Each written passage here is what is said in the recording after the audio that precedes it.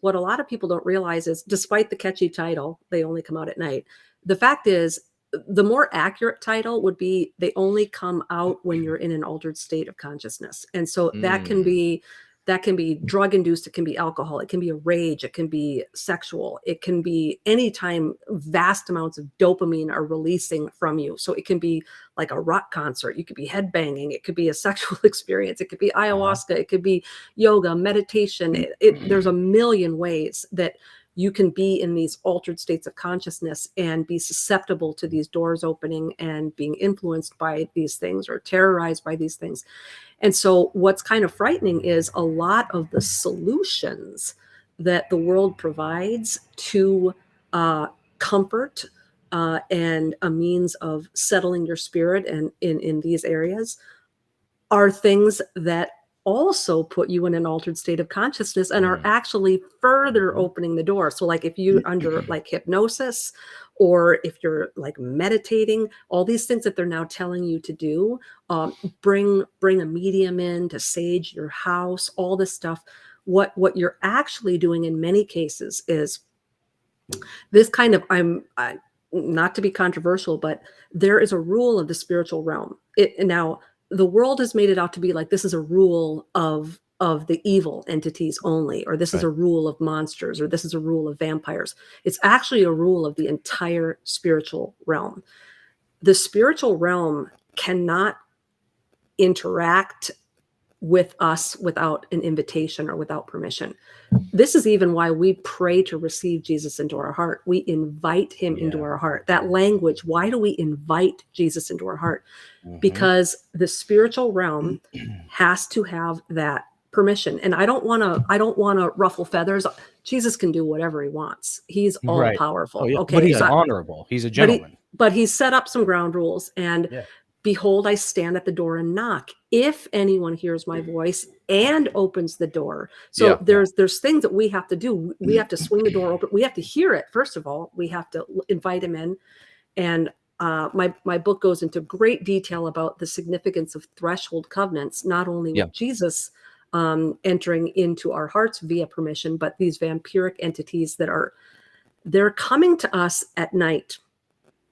They're appearing as an anti-bridegroom. Jesus is our bridegroom. He comes in the middle of the night. He knocks on the door, says, "Can I come in?" Revelation 3:20 is, I believe, linked to Song of Solomon 5:2.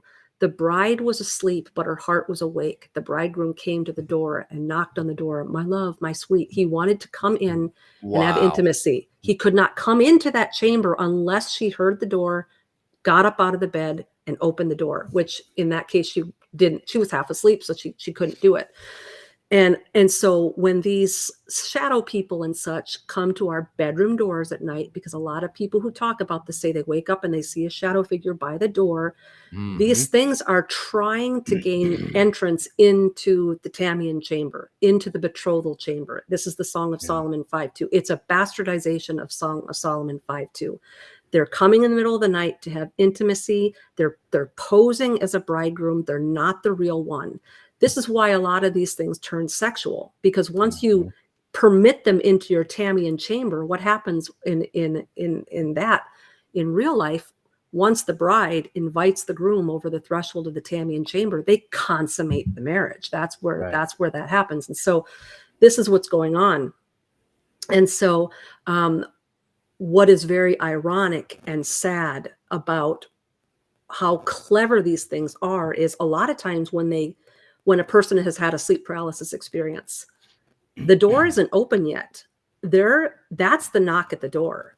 That's the shadow person seeing, "Can I get the invitation?"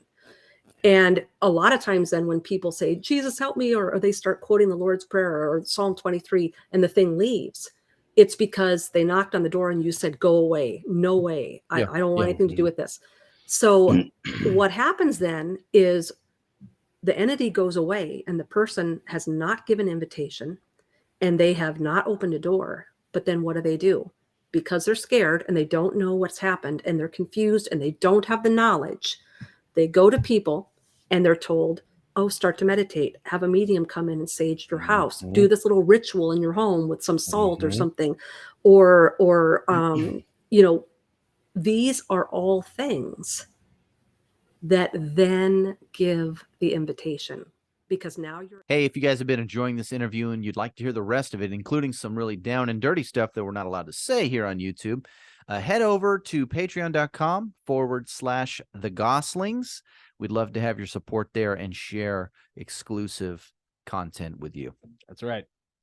Keep it cool. And remember, these are interviews that strike down the dark. They do indeed strike down the darkness. They strike down all the darkness. That's right. Strike it down hard. So hard. So hard.